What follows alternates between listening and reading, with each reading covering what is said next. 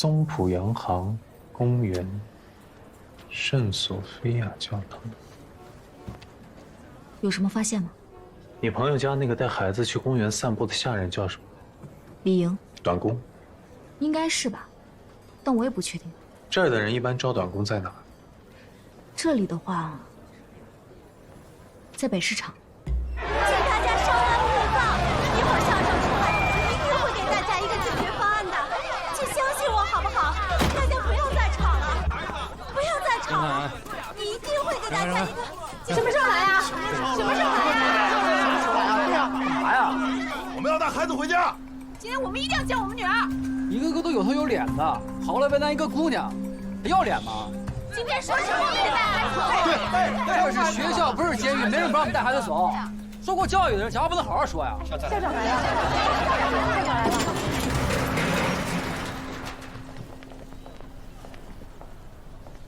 对不起，我代表校方向你们道歉了。道歉有什么用？学校现在发生了凶杀案，我们还怎么放心把孩子交给你们？就是啊，到现在为止连个凶手都找不到。是啊。诸位，这起案件我们现在已经交给警方处理了，你们也看见了，警察署的骆探长人就在这儿呢。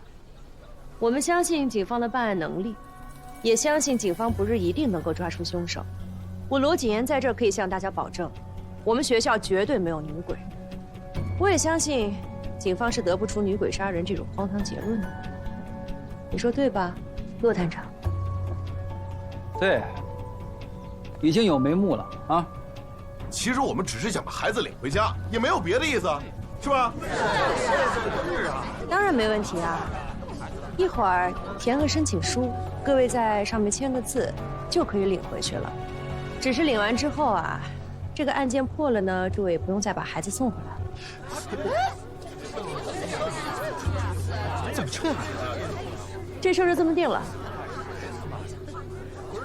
哎，罗校长，其实吧。 我们也不是那个意思。是啊。哦，申请书让他们填好了，千万别填漏了啊！谁要找孩子呢，就让赵先生去叫。说怎么办？还得活着。不知道。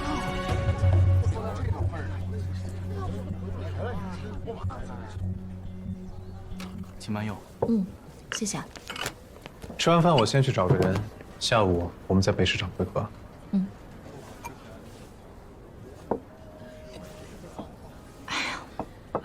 各吃各的吧，省得你别扭。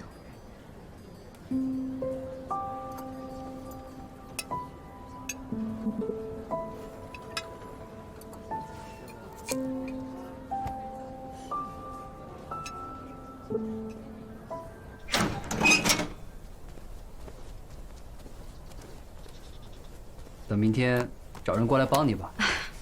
不用这么麻烦了。其实这些家长把孩子送到这儿来呢，多少都是看的女校的背景，当官的、从政的、从商的，还有很多人的太太也都是从这里毕业的。说到底呢，这些家长就是政治投机分子，欺软怕硬的。可惜了。可惜什么？可惜了范校长的教育抱负。那罗谨言这么能耐，怎么不自己当校长？你以为他不想吗？在他心里，他就是校长。范校长在这里已经快20年了，罗副校长也不过就7、8年。这天虽然变了，却好像又没完全变。过去的旧东西过时了，却又被拾了回来。范校长其实一直看重的都是四书五经、礼义廉耻。罗副校长不同，他看重的呢是教育的实用性。在他心里，什么能让这些女学生在毕业之后尽快的拥有话语权，那就教什么。所以罗谨言来了不久之后，那个女生就自杀了。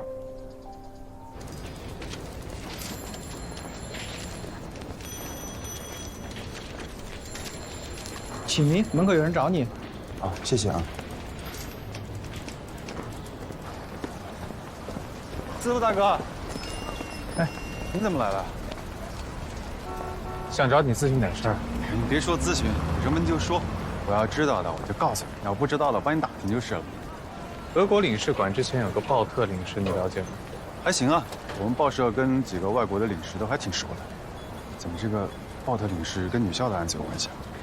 我在查另一桩案子。那女校的案子已经结案了？快了。这个鲍特领事家有条狗，你知道吗？你说是那只京巴吧？你知道？当然了，那只京巴是我们社长送给他的。国外的那些阔太太们就喜欢养这种狗。那鲍特领事离任之后，那条京巴呢？哟，这个就不太清楚了。怎么了？您是在帮人找狗啊？骆探长，你可不要总想着套我的话。要不这样，你换个工作，我给你找一个薪水比这儿高、事儿比这儿少的。有什么内情呢，你就告诉我，你不要怕，我不会让任何人伤害你。不是我不想跟你说这件事情，我也是这个学期刚来的，在这里待的时间最长的是李佩李老师，也就是6年。那7、8年前那批老师呢？原来问题在这儿啊。行吧，夏秘书，那我先去报社办点事儿，回头聊啊。慢走。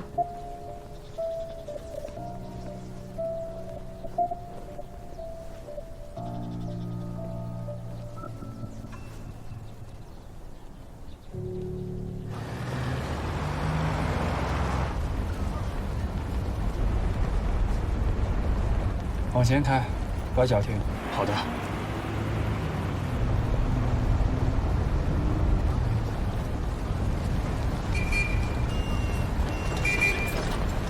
我还想请你再帮一忙。啊，您说。帮我找一栋房子，帮我以这儿为中心，找一栋租金便宜、没有楼梯的房子，里面住着一个腿脚不方便、接手工活的女人。她有一个妹妹，每周3会来看我们的。他们2个还养了一条京巴。如果有具体位置，马上告诉我。行，没问题。走了。哎。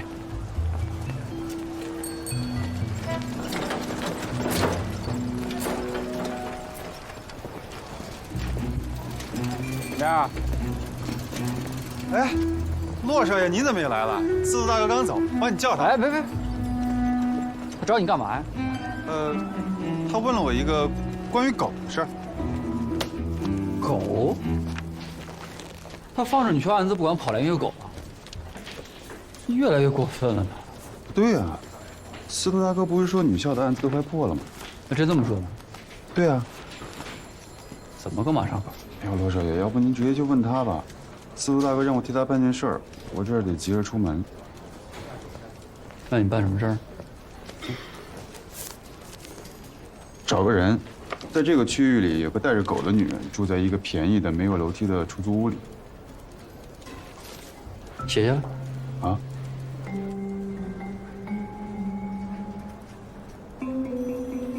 骆少爷，写好了。啊。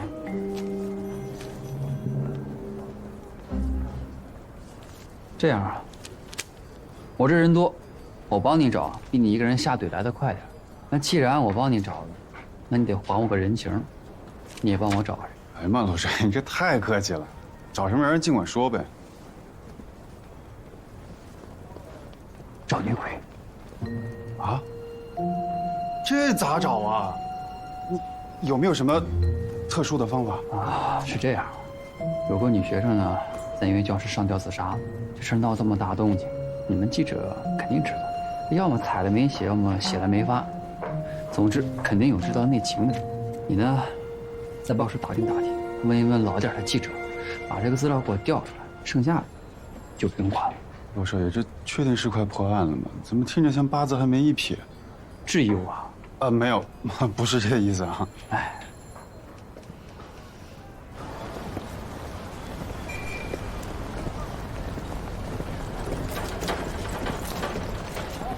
这个女校的案子其实没那么简单，其实是一桩复仇案。复仇？看似女鬼杀了林杰，实则是有人替那个女生报仇。那这个林杰7、8年前应该是女校的学生，他欺负人搞霸凌，后来女生受不了就自杀了。真是这样？司徒燕不是这么说的。司徒大哥没说这么具体。行，别我帮你找，你把我的事办了，回头警局记住你。没事。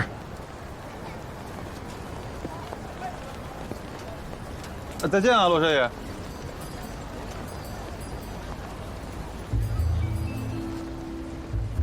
廖啊，咋了，老大？哦，帮我找一个带着狗的，住在便宜房子，不带楼梯，还有一个姐妹的女人。好，放心吧。可以。悄悄的，别弄得满城风雨，全世界都知道，让我看到你的侦查能力了。不行，你还有你，跟我学套道理。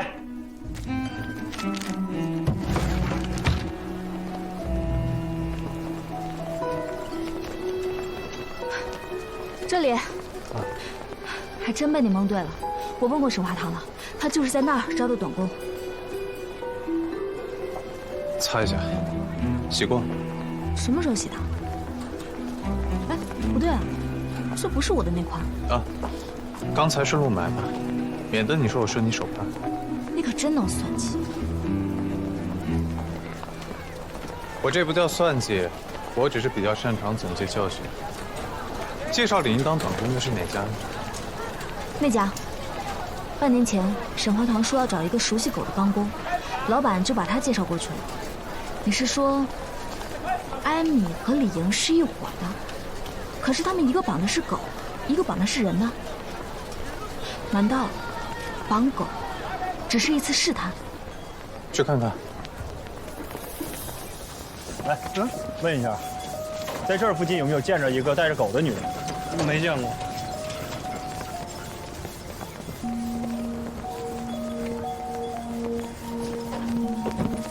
问一下，在这儿附近有没有见着一个带着狗的女人？没有。你呢？没见过。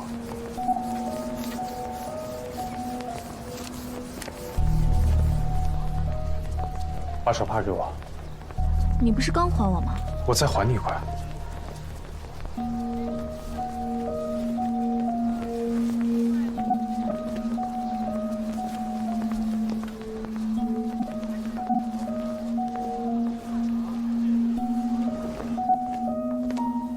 二位老板，瞧着很眼生呢。啊，刚来哈尔滨，想找一个能照顾金巴狗的帮工。哎，那你可真是来对地方了。我这儿啊，正好有几个合适的。啊，中纪银行老板家的帮工李莹，让我上您这儿来找一个叫艾米的。艾米，不能吧？李莹知道艾米她是有雇主的呀，您是不是听错了呀？要不，您再看看，说不定记错了。看没看到？没看到。还有问一下，没有见到一个？哎，麻烦问一下，在这儿附近你有没有看到一个养狗的跛脚女人？没有，没看到。谢谢。不会。你看这现在呀，这是什么世道啊？以前都是狗伺候人，现在呢，还得人伺候狗。哼，这可是宫廷金巴，现如今这宫廷没了，还不兴养只狗吧？您瞧瞧，京阳酒楼孙老板家，艾米，这不人家干得好好的吗？老姚啊，哟，老孙，哎，你说绝不绝？八道街那儿一帮警察找狗呢。哎呀，3天2头都这种案子。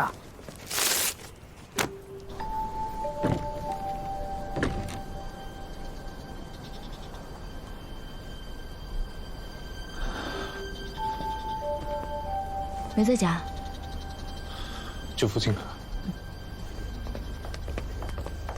有没有见过这个女人？没有。走吧。走。小六，司徒先生，你们怎么在这儿？老大让我们在这片找一个养狗的跛脚女人。你们知不知道你们在追的是一个绑匪？如果我把他逼急了，他撕票怎么办？快让你手底下人去找啊！一个跛脚的女人，还带着小孩，应该不会跑远。哦，好。哎，等一下，带着狗。带着狗？对，带着狗的跛脚女人。地图表。走了。快去。附近有没有警或者河道？有，在那边。我带你去。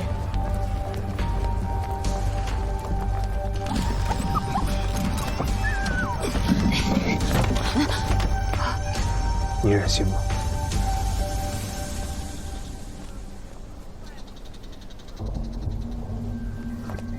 到底怎么回事？绑架狗是我的主意，都是我一个人做的，是我剪断了他们的狗绳，还寄去了勒索信。你们也都看到了，我没活路了。你们就把我带走吧。你绑架的怎么会是狗？不是女儿吗？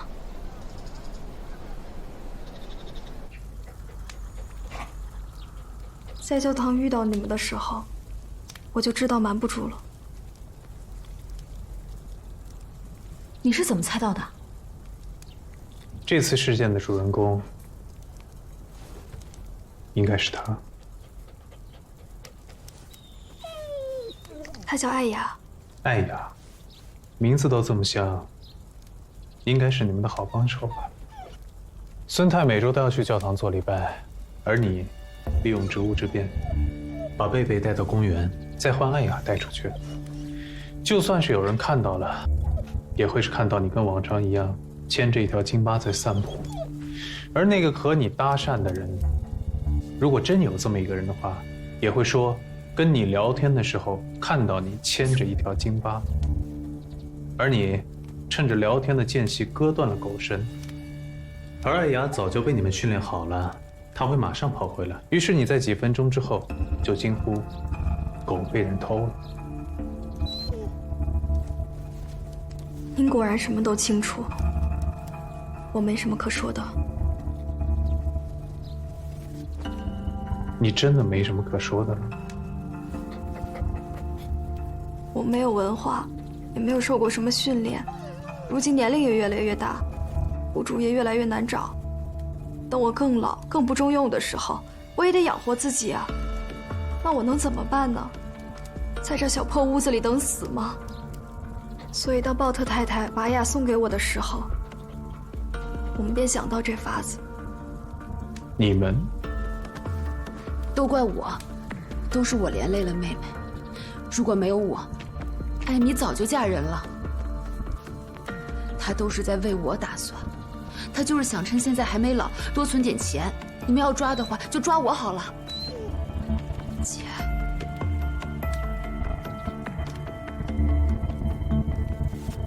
你刚才说的你们到底是谁？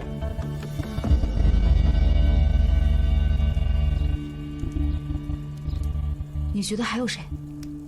和他们一样的人，没读过书，没有技能，做短工的人，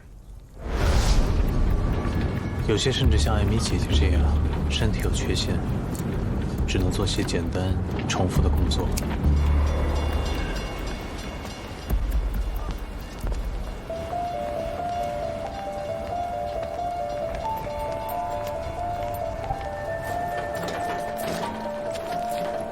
他们甚至不知道自己的下一顿饭在哪里，下个星期又该住哪里。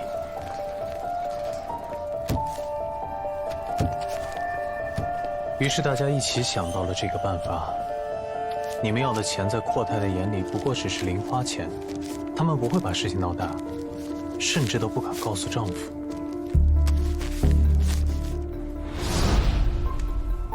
所有事情都是我一个人干的，与任何人都无关。你们得手了多少次？有5、6次吧。这个孙太太打麻将总是输钱，她没钱了就去找孙先生要，然后孙先生就怀疑我手脚不干净。那我还真不如做了算了。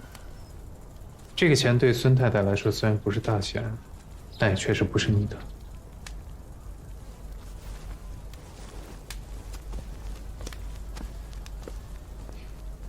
这些钱都给你，你放过我妹妹吧，都是我一个人做的。你要给那些有钱人一个交代，就把我抓走好了，跟他没有关系，我求求你了。我一人做事一人担，请你别去。把人带走。是个误会。误会？不好意思啊，让兄弟们忙活半天。没事了，回去吧。好，入队。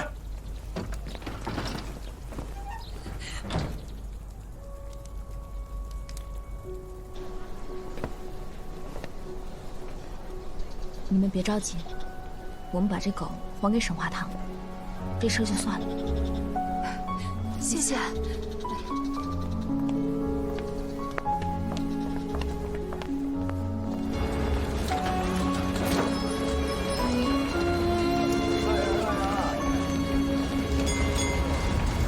沈华堂的女儿居然是只狗，真有意思，人生了只狗。这狗命可真好啊！一出生呢就在大小姐家，还有你这么漂亮的音乐老师给她弹琴陶冶情操。我现在没有心情听你评，你别跟着我。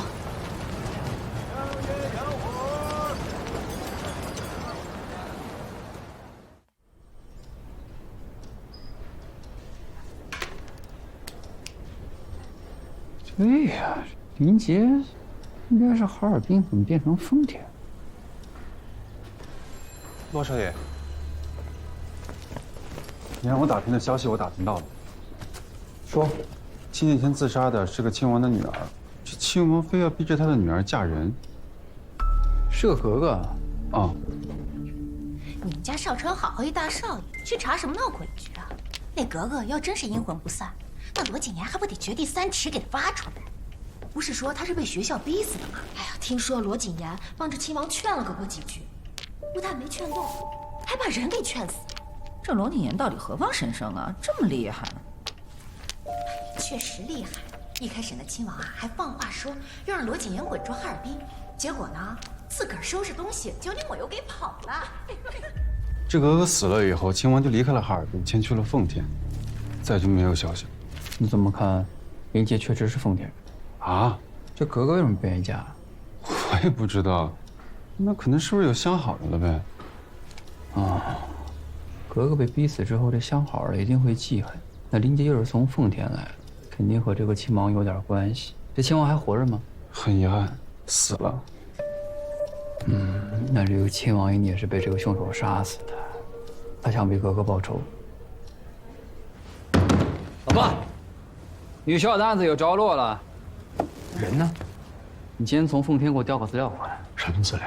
这些年所有谋杀案的资料，这里边一定有个亲王，我都要看看，除了这个亲王，还有谁被杀。什么亲王啊？这你甭管了，你就等着我把这个从奉天到哈尔滨的跨城复仇大案给破了啊！你等会儿。这资料啊，这是你说调就能调的，这里头好多程序呢。我出了，这就对了。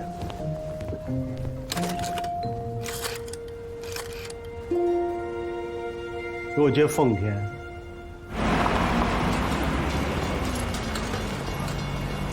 如果林杰和亲王没有关系，那这个案子就不成立了。这个女鬼啊，就是拉大旗做虎皮，这越装神弄鬼，这作案手法就越简单。等奉天的资料一到，这个案子一准能破。哦，我知道了，您这是想给司徒大哥一个惊喜，对吧？挺聪明啊。哎，可是不对啊，这不都是女老师吗？那作案的，就肯定是相好的，也有可能是闺蜜或者姐妹什么的。哎，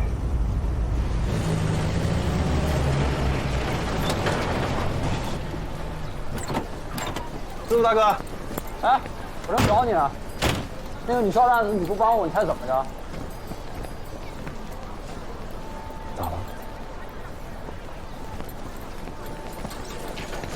老板，一份砂锅。哎，好嘞。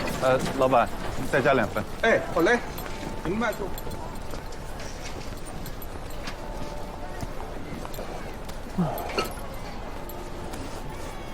小六他们是你派去盗梨的？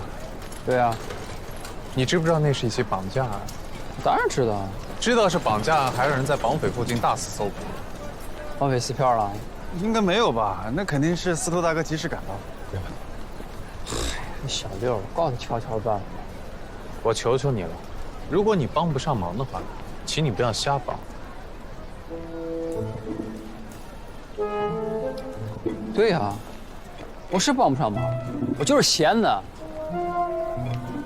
哎，骆少爷，骆少爷也生气了。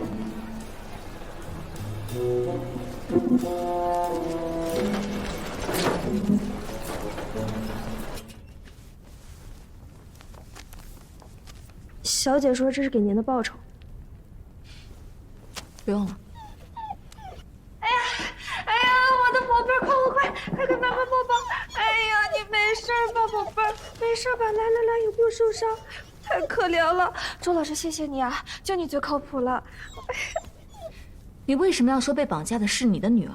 这就是我女儿啊，万一被撕票了呢？周老师，你是不知道，李莹跟我说了，她那边有户人家就是儿子被绑架了。绑匪说要100块钱，然后呢，他们东拼西凑，就是借不到，结果说撕票就撕票了。我这宝贝女儿可抵他5个儿子呢，是吧？抵他5个儿子？狗和人是不一样的。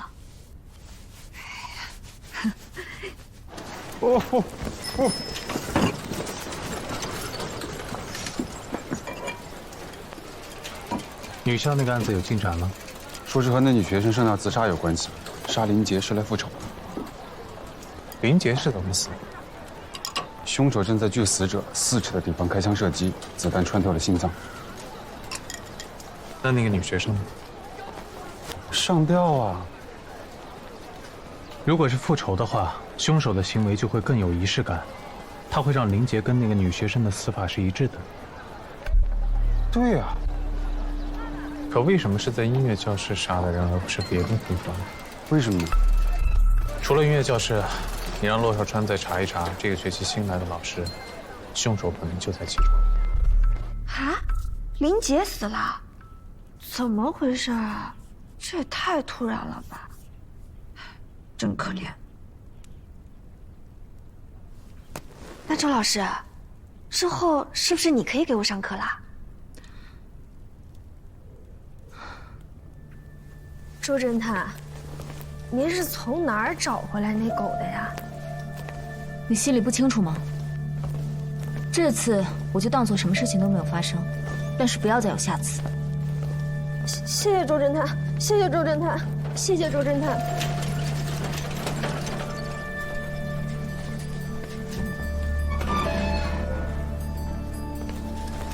周大侦探，你怎么在这儿？等你。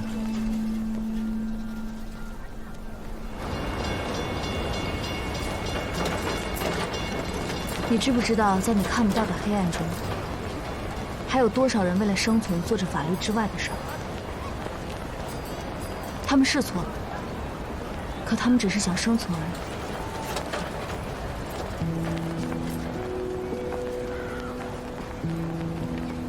你看什么？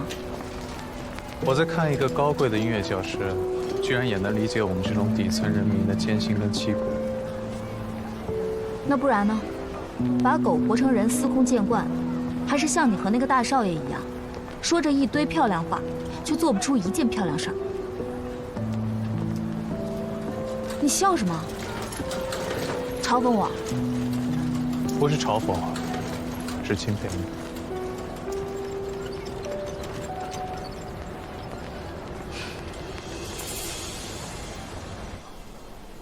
我本来是个律师啊。我见过太多的不公跟黑暗，也曾经想要颠覆过黑暗，可到头来，终究是匹夫撼树而已。所以我退而求其次，选择当一个追求真相的侦探。不过这是这个时代的问题，我相信终有一日，黑暗会过去的。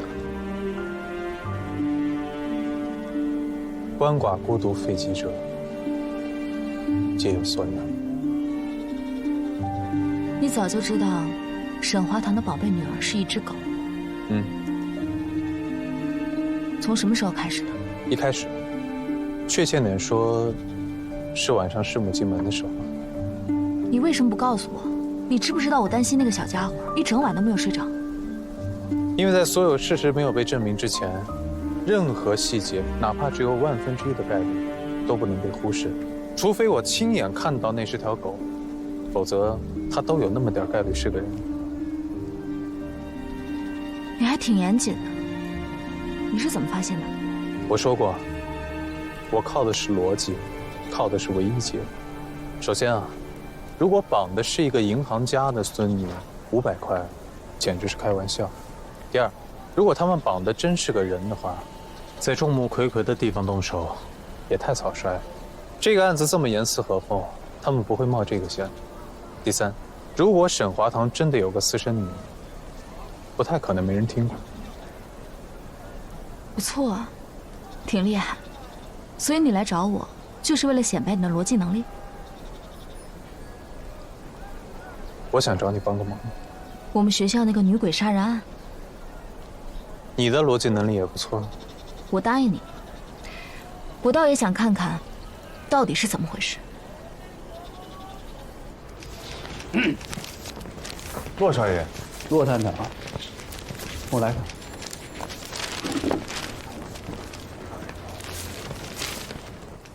坐。哦，怎么了，骆少爷？哦，骆探长。那个，我走了之后，没有说什么。谁呀？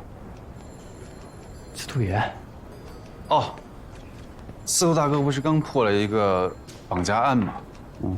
银行家千金，绑架勒索，最终误会一场，所有大卖的要素的起。我正在写，要不您帮我看看？走，我不看。那个女校的案子，有没有把我快要破案的事儿告诉他？我说了，可司徒大哥说您的方向不对，这不是复仇啊！放屁！他连现场都没去过，说我查错了呀？你是不是说错了呀？你借我俩胆儿，我也不敢。你去告诉他，这个案子肯定是个仇杀案。骆少爷，要不你就别让我传话了，回头我再说错了，您自己找他去吧。我不去。一顿饭的事情，就给我一顿饭的时间，我肯定把这案子给破了。到时候你们亲自来跟我认错，然后你也来，给我好好写一篇报道。哦，没问题。请慢用。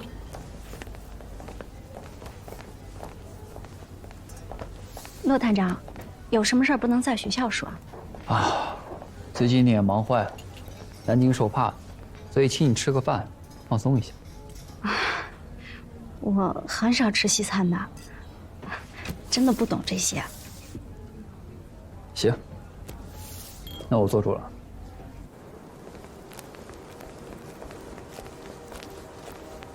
音乐教室怎么？是谁说的？他破案不需要到现场找什么蛛丝马迹，只要找到唯一解就可以了。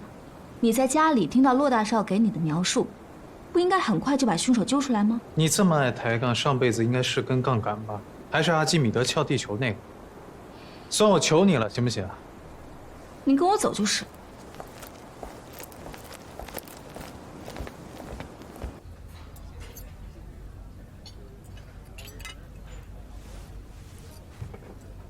你们俩吃得惯吗？我真的不懂这些。骆探长，您有什么想问的，直接问吧。啊，今天不聊工作。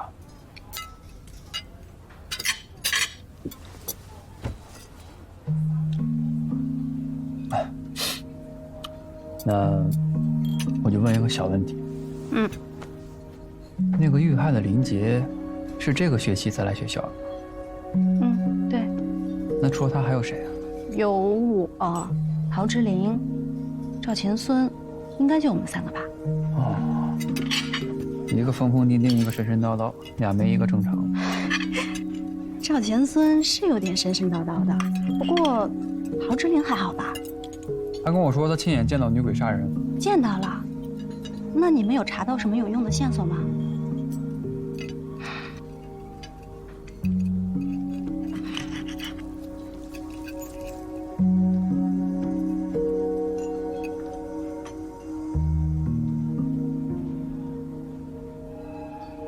怎么了？学挺快。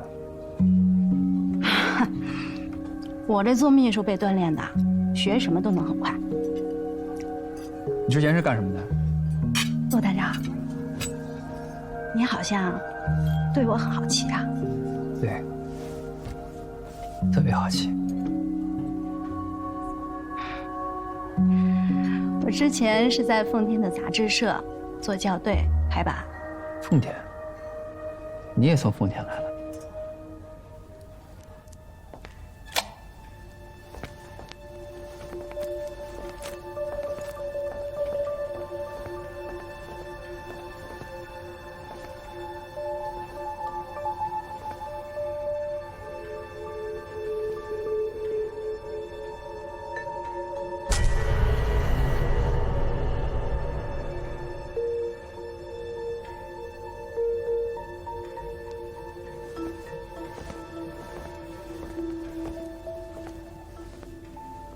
我在奉天差不多是1年前的事儿了。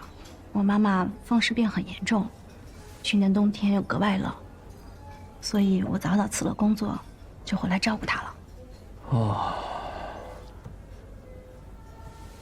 那这样，我帮阿姨找一个疗养院，环境很好，这样你可以轻松一点。啊，不用了，疗养院太昂贵了，我可负担不起。这个您不用担心。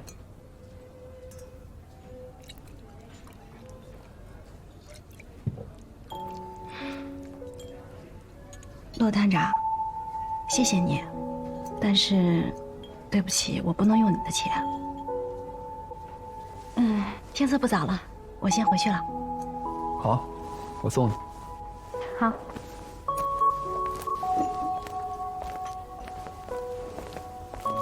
您慢走，这边请。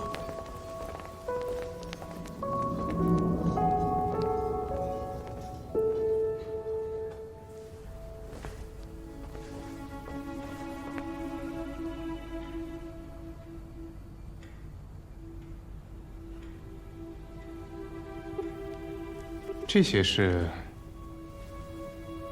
学生们会把乐器存在这里，这样上课的时候就不用搬来搬去了。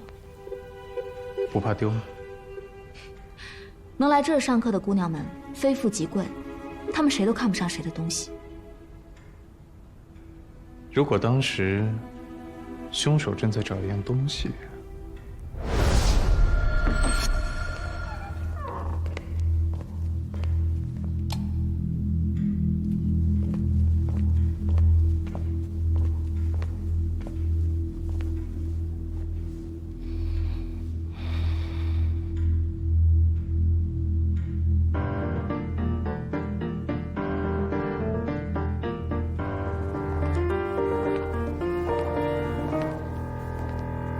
谁？你在这里干什么？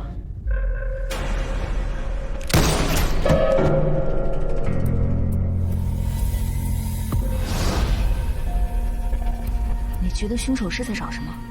一把乐器，不过现在应该已经不在这儿了。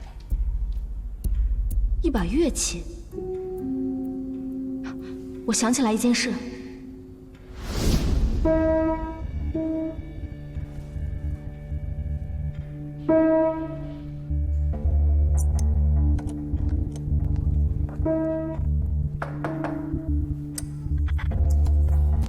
珍珍，林老师不在吧？怎么了？我这把小提琴不知道怎么回事，就这个假期回来音就特别闷。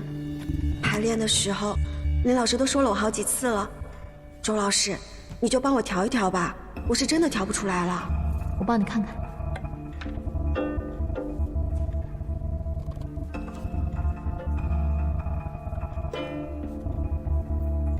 这把琴声音确实挺闷的，这样你放在我这儿，我帮你看看。可能是太旧了吧，我姑妈说这2天再给我买一把新的。但是周老师，你也知道任老师那人，这2天要是我没有琴，他得吃了我。你别着急，我那儿还有一把，暂时用不着，我一会儿帮你拿过去。谢谢周老师。没事儿，都是小事情啊。那把琴确实不太好调，我看珍珍后来没有找我，我以为她不着急，谁知道她遇见了一件怪事。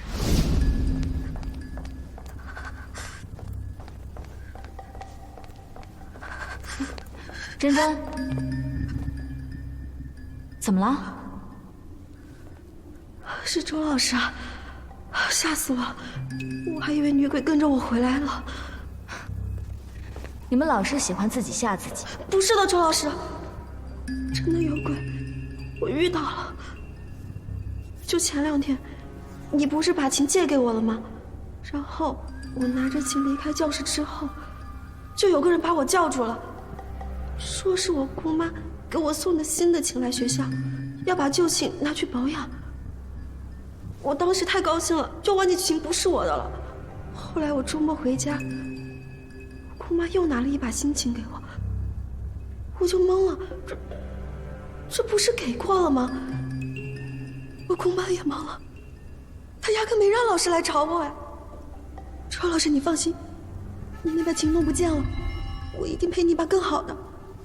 琴没关系，会不会是有人把琴送错了？不是的，他当时叫的就是我的名字，说就是给我的呀。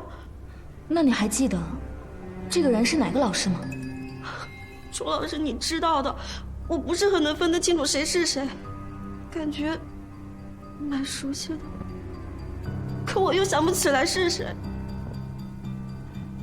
你再想想，这个人有没有给你上过课？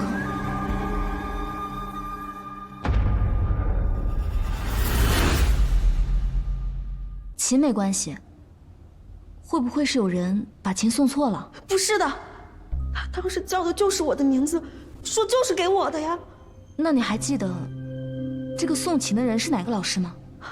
周老师，你知道的，我不是很能分得清楚谁是谁，感觉蛮熟悉的，可我又想不起来是谁。你再想想，这个人有没有给你上过课？我真的想不起来了。周老师，你说我是不是惹上了什么不干净的东西？我的琴一直好好的，可自从我放假从奉天回来，它就怪怪的，怎么调都调不好，这下更怪。你说会不会是女鬼？哎呦，别再自己吓自己了，女鬼就是为了给你送一把琴啊！不行，太可怕了，我现在都不想去音乐教室了。前几天我们在那儿的时候，那个灯就晃晃悠悠的，就自己给掉下来了。你说可怕不可怕？女鬼很可怕，女老师也很可怕，怎么办呀，周老师？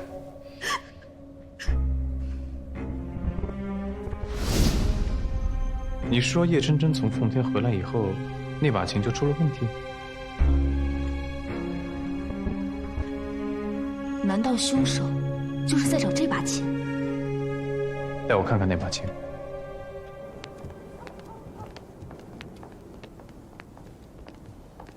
周老师，出去啊？啊，我这把琴调不好，准备找一个手艺好的师傅。那你出门在外的多注意啊，最近不安全。嗯，你也是。嗯，走了。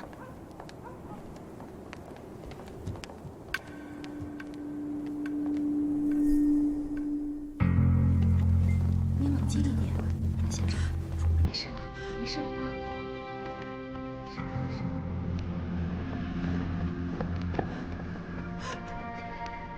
死者罗锦言后脑被钝器撞击而死，有可能是石头或砖块之类的东西，不过现场暂时还没有找到吻合的凶器。不会他怎么可能是会死人呢？我难道他怎么会死人呢？你听一下，范校长，范校长，范校长。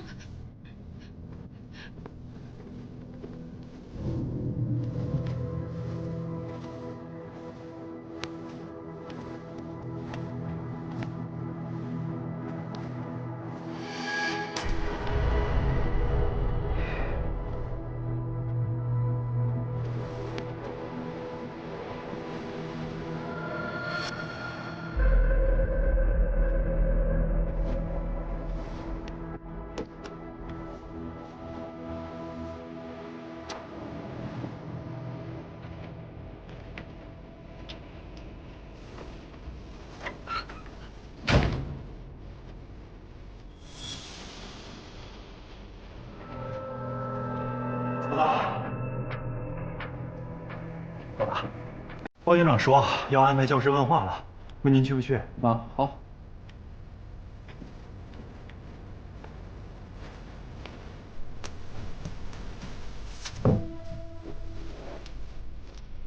况轻。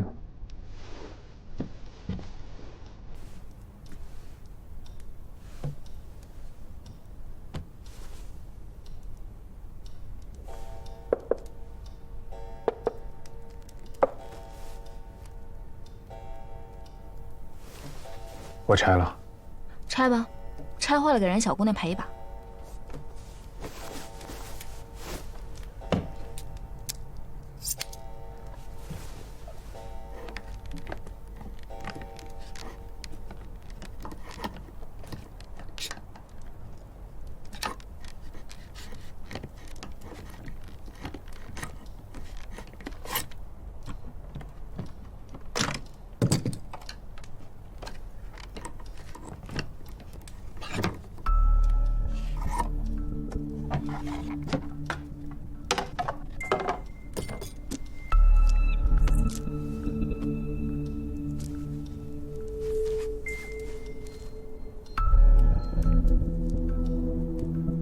什么东西啊？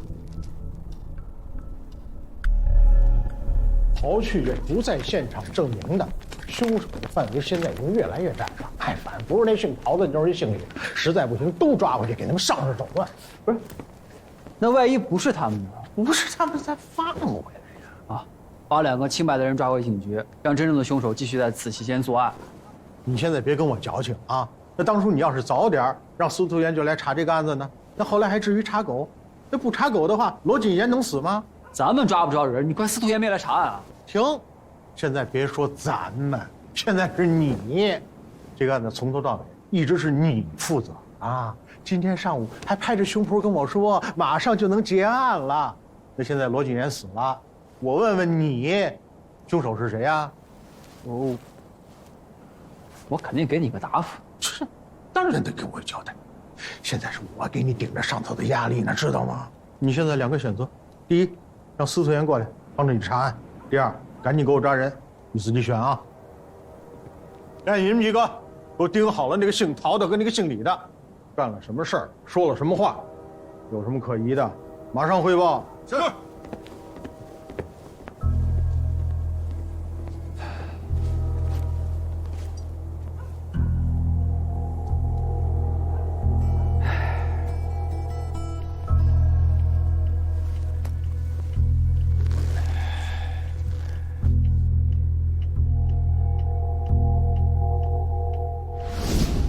我是这儿的副校长娄景言，那个戴眼镜的是范丽华。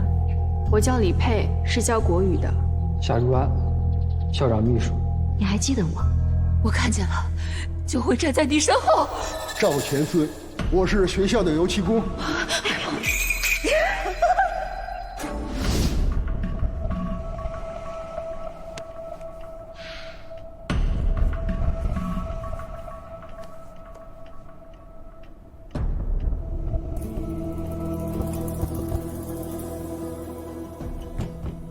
少川，少川，骆少川。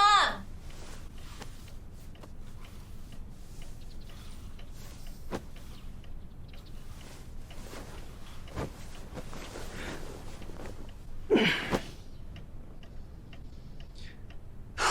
大嫂，咋了？咋了？我问你，你昨儿怎么竞选了？昨儿啊，我昨儿都没见过他，我怎么的了？说你开始跟我瞎说了是吧你？起床气呢？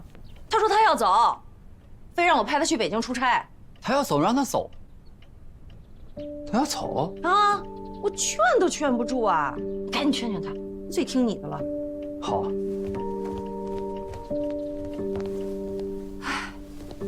妈说的这办法能行吗？季轩，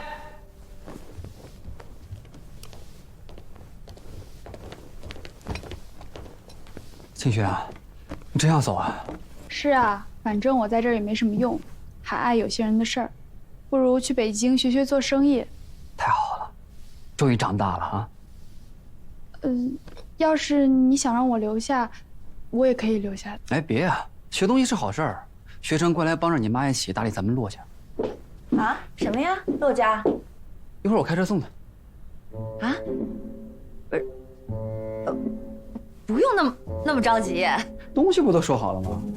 这个点去刚好啊！别落东西了啊！妈，你出的什么馊主意啊？快点儿！不是我。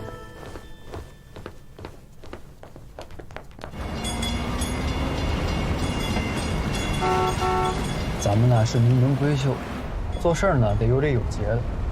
你这趟出远门得跟亲戚朋友打声招呼。我们先去沈夫人那说一声，别失了礼数。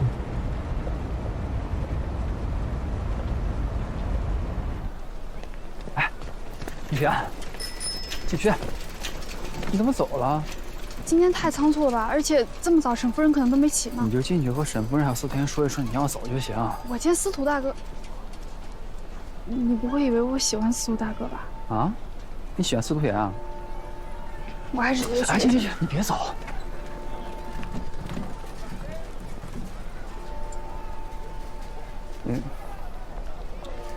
我今天没时间送你，等我忙完这，再让我送你去。我自己去就行。季轩啊，季轩！哎呀呀，这女人呐，嘴上说让你不要管她，其实啊，就是赶紧来哄我。在嘴上说我不想见她，其实啊就是立刻出现。这嘴上说我没生气，其实啊，肺都气炸了。小伙子，媳妇儿要是跑了，可就真没了。听大爷的，赶紧追！说什么呢？那我妹妹，我瞧着她可没把您当哥哥呀。你大早在这叭叭有你什么事儿啊？你一大早的在我们家门口拉着她，那你想干什么呀？别去你们家，我要去隔壁。那你不敲门，你找人？敲不敲门干你什么事儿？他妈讨厌呢！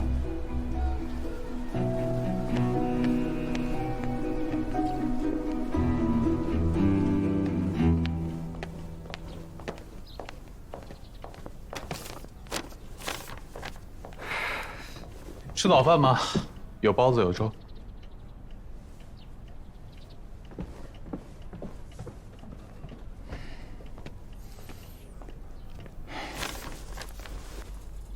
做的还挺多啊，沈姨。知道你要来，就做了4个人的饭。你昨天晚上不就是让我做4个人的饭吗？啊，昨天晚上我太饿了。合着昨天晚上一个劲儿的让我多吃点，是因为你太饿了。你最近这么辛苦，多吃点坚果补一补。说吧，昨天晚上发生什么了？啊，女校又出事儿了。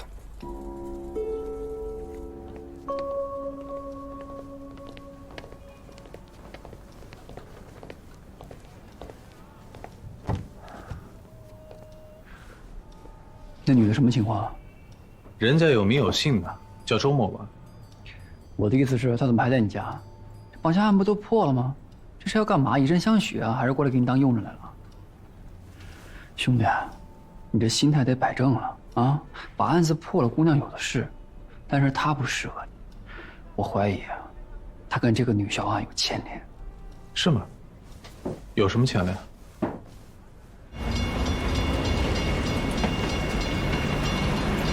这一上来先明案，还有个绑架案，明明被绑的是狗，非说是个人，这就很明显了，目的让你分身乏术，调查不了女校案。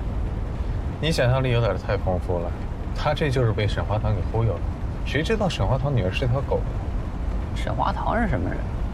银行家的千金，再坏能坏到哪儿去？你这就属于资本家向着资本家了。行，那你找你的沈小姐去要杀人动机。什么意思啊？这个女的知道林杰为什么被杀呀？她有名有姓。周老师啊！我跟周末晚已经去过案发现场了。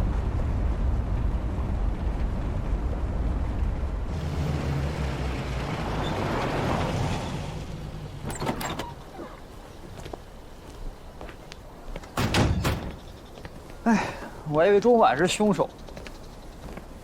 那个罗锦言啊，死前啊看的是种晚柜，我还以为他里面发现什么线索，那不是最好。我不担心你被骗吗？所以那个琴箱里面到底装了什么？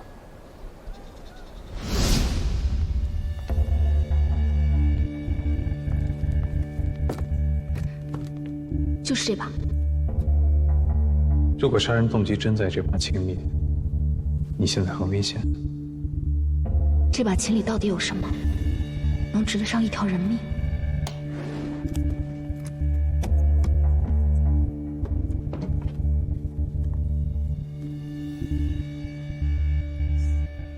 这样看不出来，得拆开。这个周末晚是不是在林杰出事儿以后就再也没出现了？你知不知道他在哪儿？不清楚，但是周老师不是凶手，案发当日他不在学校。把他给我找出来。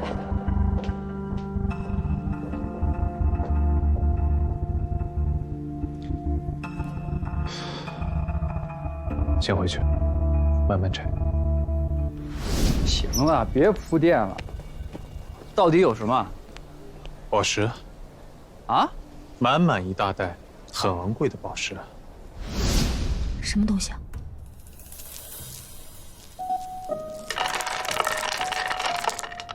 宝石啊，一大袋宝石啊。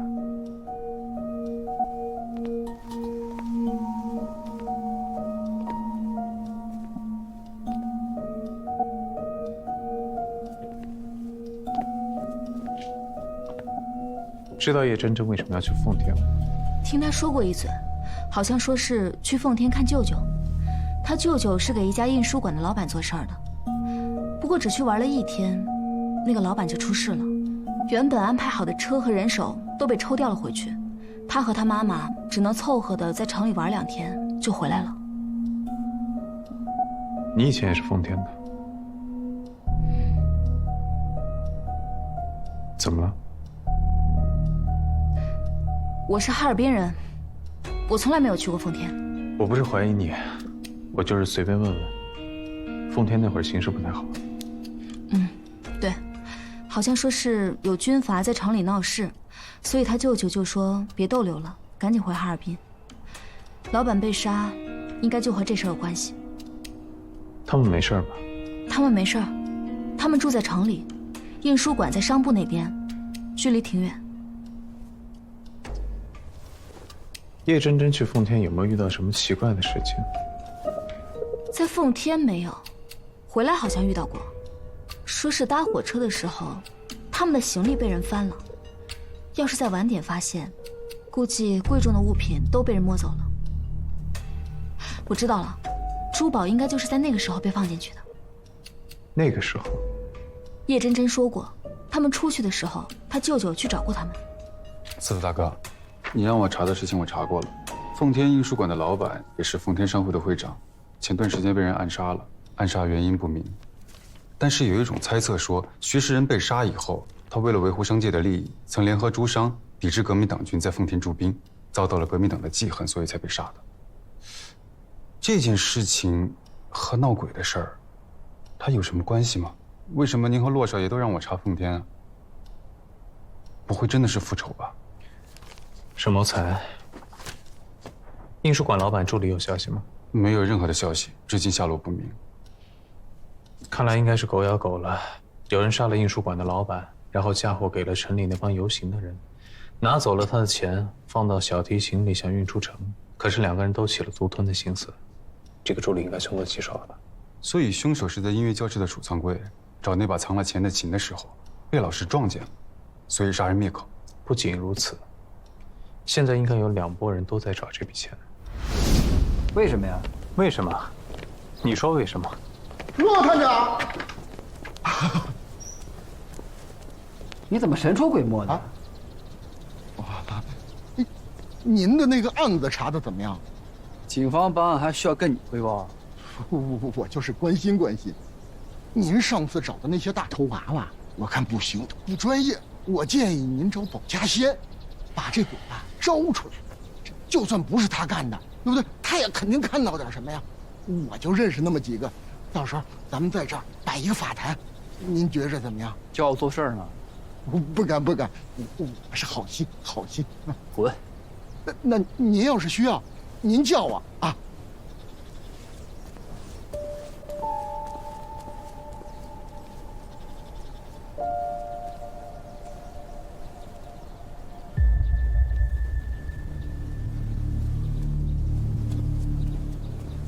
我还以为你不打算帮我了，没想到帮我查这么多。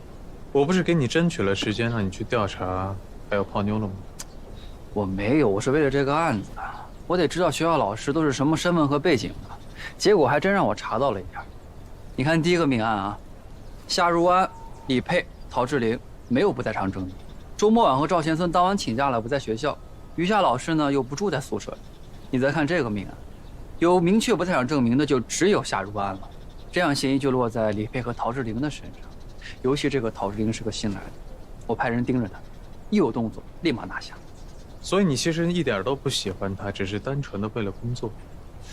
聊工作呢嘛，最起码也排除了夏如安这个嫌疑人的身份了。要不咱俩去看看陶志玲？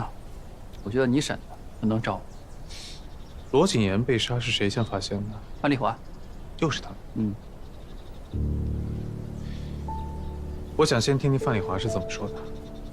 走。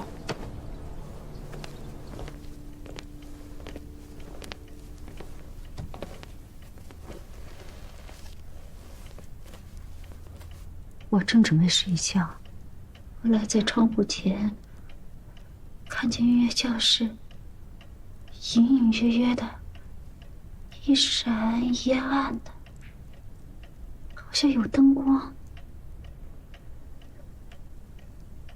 自从骆少爷来大闹一场，罗姐也明确规定任何人不能接近音乐教室，所以我就特别疑虑，想去音乐教室查看一下。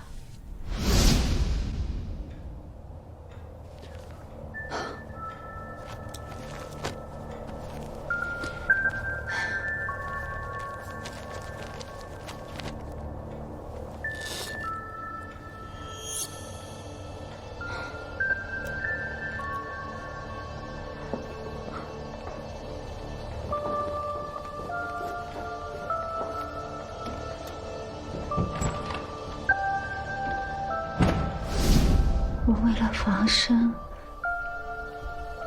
拿了一根木棒，往音乐教室走去。路上你有看到什么人吗？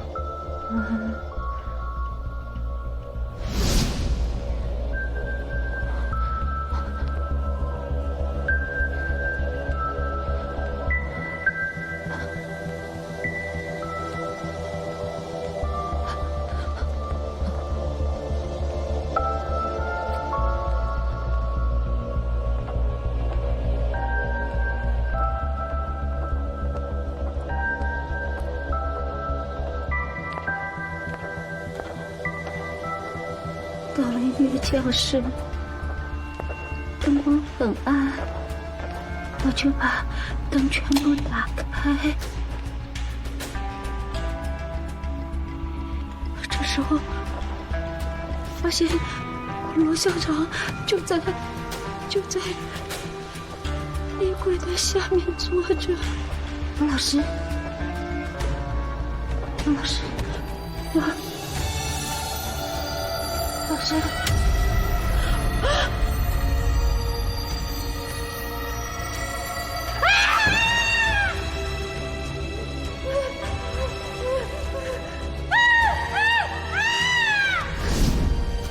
你知道罗景言在音乐教室里找什么吗？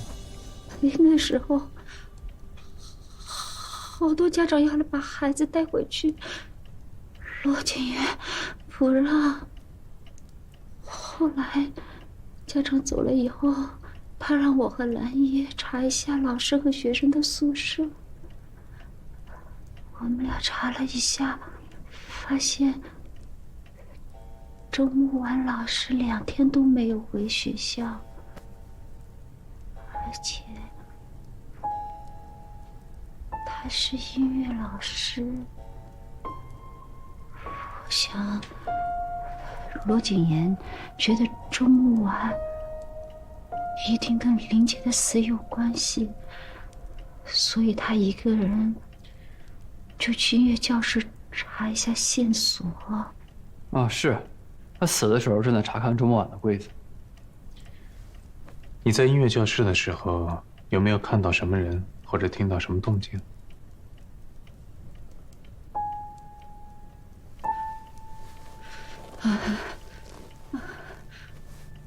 司徒先生，洛少爷，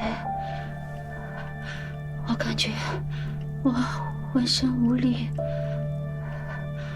肯定好长时间配合不了你们工作了。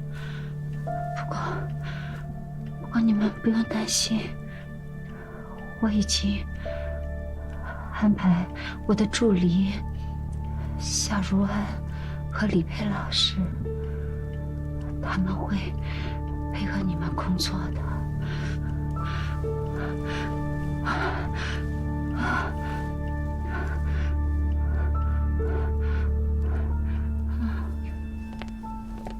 连续2次都是第一时间他发现被害人，别说他了，想想我都受不了。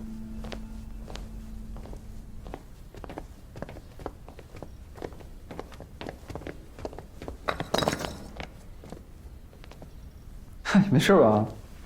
没事。去罗锦那看一下。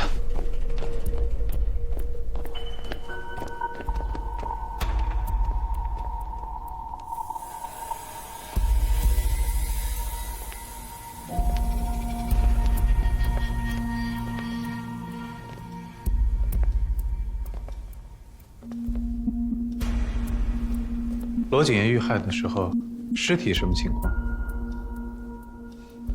和刚才范丽华说的差不多，面朝橱柜时被杀的，凶手用钝器敲打他的后脑致死。死的时候呢，正在查看周末晚的柜子，里面除了有一件乐器之外，其他什么都没有。由此推断，凶手知道这个珠宝在他那儿，但没想到罗景言抢先了一步。凶手怕罗景言先发现这个珠宝，于是就一不做二不休把他给杀了。但他没想到的是，周末晚把琴放宿舍里了。去现场看看。好。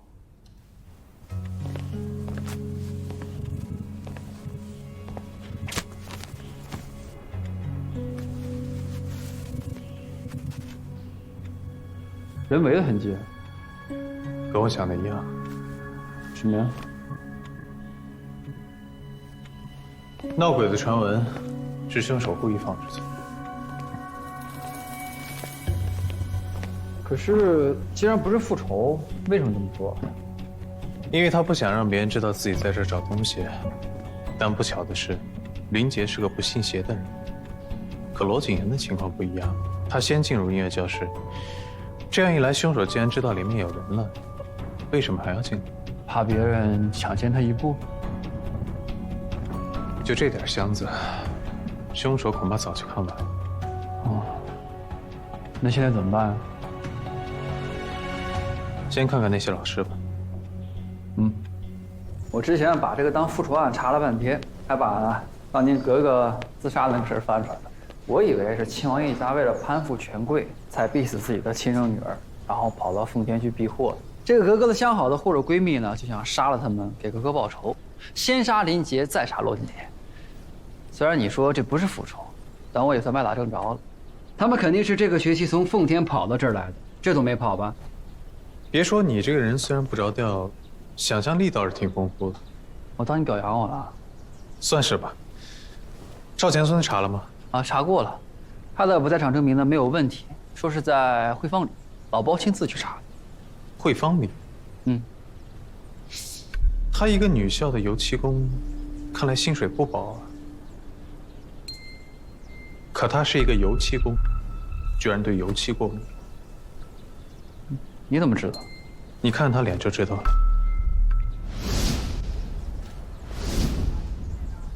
那我再查一查去。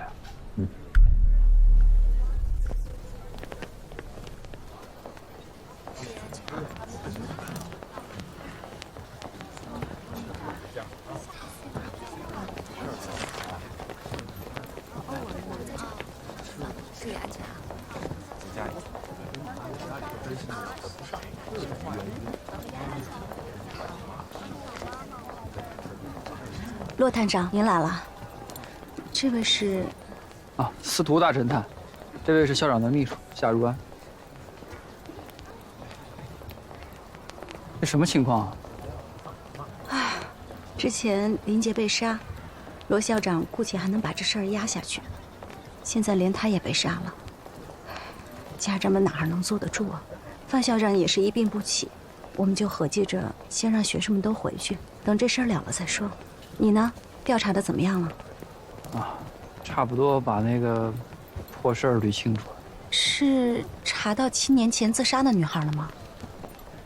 夏秘书，你们学校那个赵钱孙，也是这个学期才来的吗？是啊。怎么，您是怀疑他吗？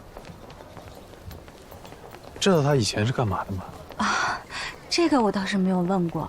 不过学校的档案室里应该有他的履历，我去给你们找找。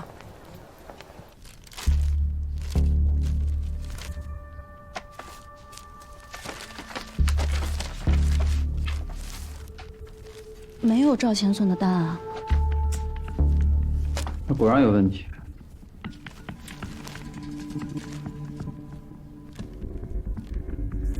你也是今年来？啊，对。啊，这个我查过了。夏秘书之前在奉天一个报社做校对工作，后来回来照顾母亲，想找一个离家境远安稳的工作，而且案发的时候跟我在一起。看来，你想给夏秘书安排一份落脚的工作。啊，是骆探长抬爱了，我想我并不适合。李佩老师从去年到今年一直在请长假。嗯，对。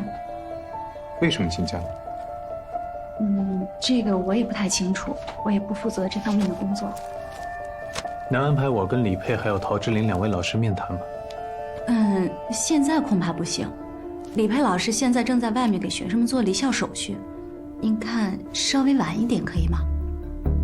哦，对了，能把每位老师的照片给我留一份吗？要这个做什么呀？我不太记得姓谁是谁。啊，可以。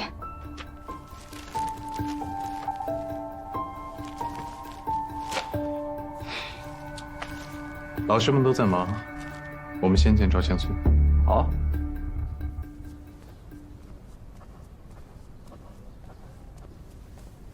坐吧。哎。赵钱孙。是。你是怎么来的学校？学校招油漆工，我就来了。有什么问题吗？没有你档案呀。啊，这罗校长招我来的，你们得去问他呀。不然，骆少爷还可以招魂嘛。骆少爷，您是知道的，案发当日我有不在现场的证据，我不是犯人。看来，你们对印书馆李老板那笔钱，也不是很感兴趣。你怎么知道的？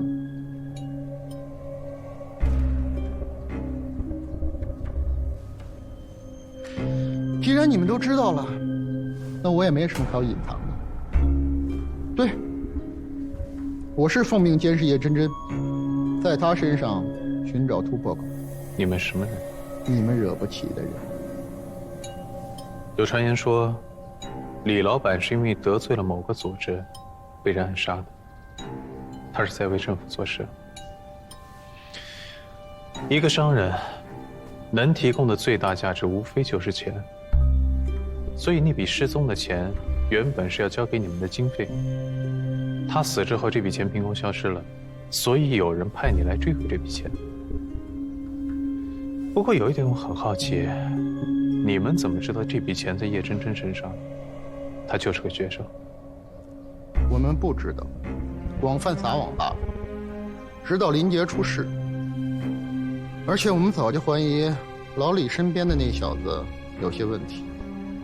看来钱还真是他拿走的。能把这笔钱藏在自己外甥女的身上，真是让人想不到。司徒先生既然这么说，那一定知道这笔钱的下落，还请司徒先生交出。所以你们原本的目的，就是跟踪叶家的人，找到那个助理，把钱拿回来。对，但是他一直都没有出现，我们就知道凶多吉少。火车上你们应该已经搜过叶家人的行李了吧？我们早就怀疑老李是被那小子杀的，事后他还嫁祸给了一个组织，而且能在这么敏感的时期叫自己的亲姐姐来奉天，不是为了运那笔钱，还能做什么呢？所以我们搜查了行李，可惜一无所获。那笔钱是藏在叶真真的小提琴里。张嘴闭嘴全是钱。骆少爷，那本来就是我们的钱，被人拿走了，难道不应该拿回来吗？那你有什么证据证明那笔钱是你们的？我劝二位呢，还是交出来，免得惹祸上身。你一个杀了人的人，跟一个警察说不要惹祸上身。我说过了，我没杀人，我就是个油漆工。不过有一个人，你们倒是可以查查。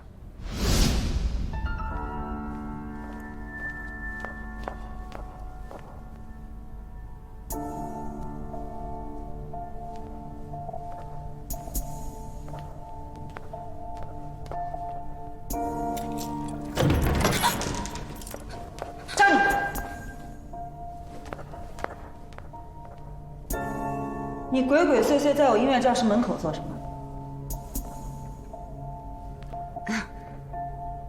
这是你的音乐教室啊？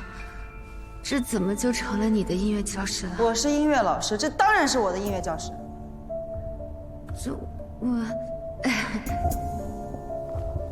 我路过。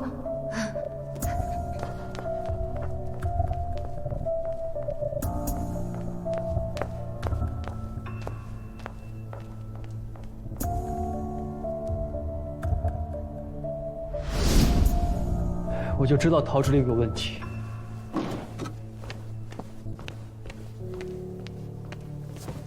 哎，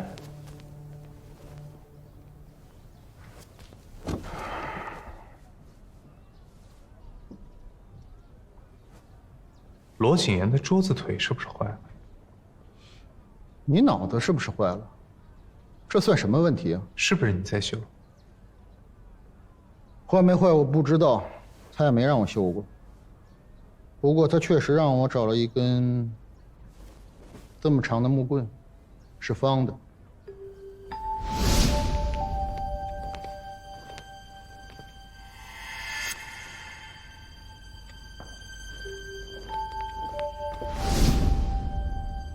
原来是这样。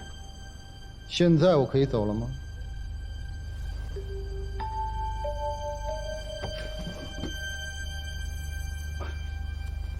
司徒先生，那笔钱您别忘了。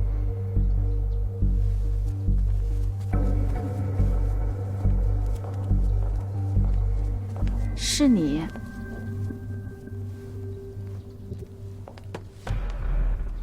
夏秘书说警方的人找我，你是警方的人。我看档案里说，你去年休假了1年。对。方便告诉我是因为什么吗？太累了，想休息休息。这件事儿跟案子有关系吗？你都去了什么地方？广东、广西、湖南，都是一些南方的城市。因为我身体不太好，想找个暖和的地方调养调养。去过奉天吗？没去过。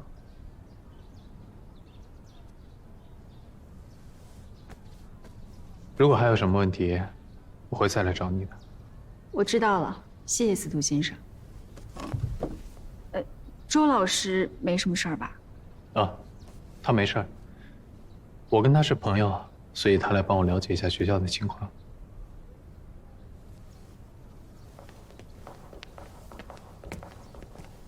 陶之玲失踪了。什么？我派人跟着他，早上他离开学校去回坊里的茶园子听戏，结果就失踪了。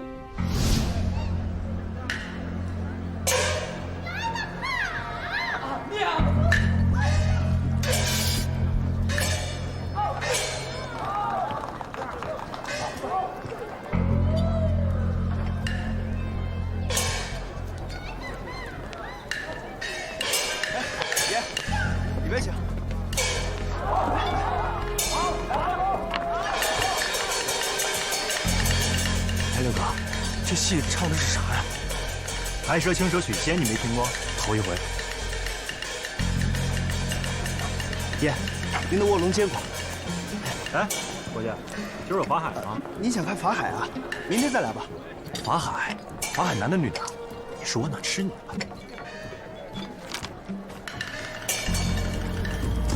咋了？你说咋了？哎，爷，咋了？你们这还有后门吗？后门，后台有一个。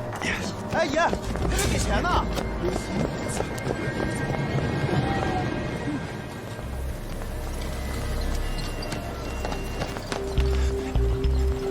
可丢了怎么办？你赶紧回去报告啊！啊！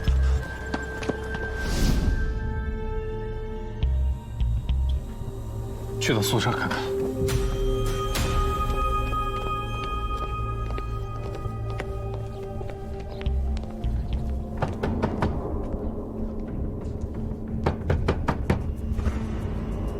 我去找蓝衣拿钥匙。哎，不用那么麻烦。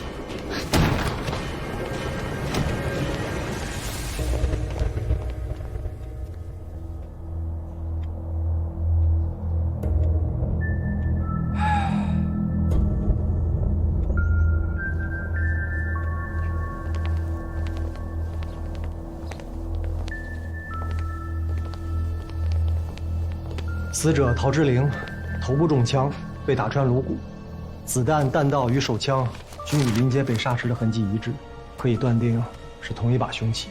死亡时间在2个小时之前。哦，对了，死者身上可以看到一些淤痕，应该死前与人搏斗过。